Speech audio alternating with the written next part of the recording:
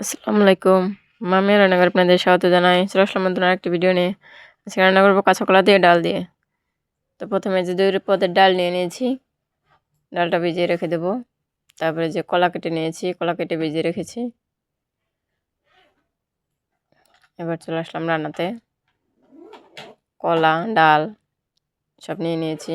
সাথে লবণ দিয়ে দিয়েছি। এবার সব মশলাগুলি দিয়ে নেব পরিমাণ অনুযায়ী। কাঁচামরিচ দিয়েছি। পেঁয়াজ দিয়েছি সাথে। গুঁড়ো মশলাগুলো দিয়ে নেব সব পরিমাণ অনুযায়ী, হলুদ, মরিচ, জিরা, ধনিয়া।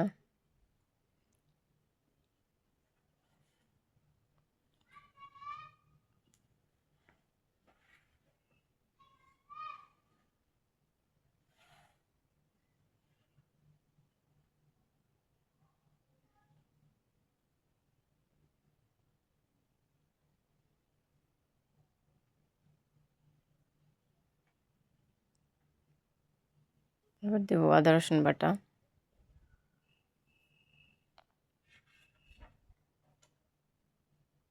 তেল দিয়ে দেবো, সরিষার তেল।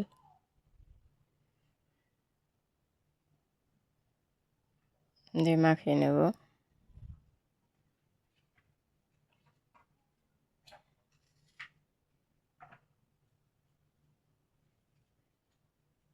মাখিয়ে নিয়েছি, এবার পানি দিয়ে দেব পরিমাণ অনুযায়ী।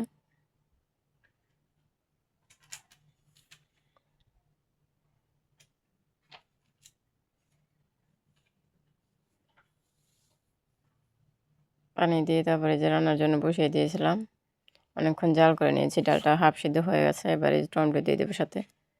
টমেটো দিয়ে এবার আবার রান্না করে নেব, সময় নিয়ে ২-৩ মিনিট।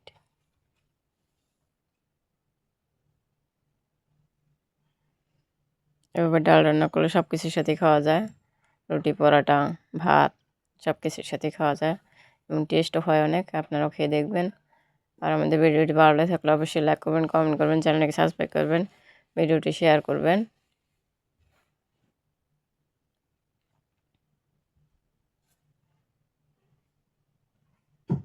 এই ছিল আজকের ভিডিও। দেখা হবে নেক্সট কোনো ভিডিওতে। সে পর্যন্ত সবাই ভালো থাকবেন। আল্লাহ হাফেজ।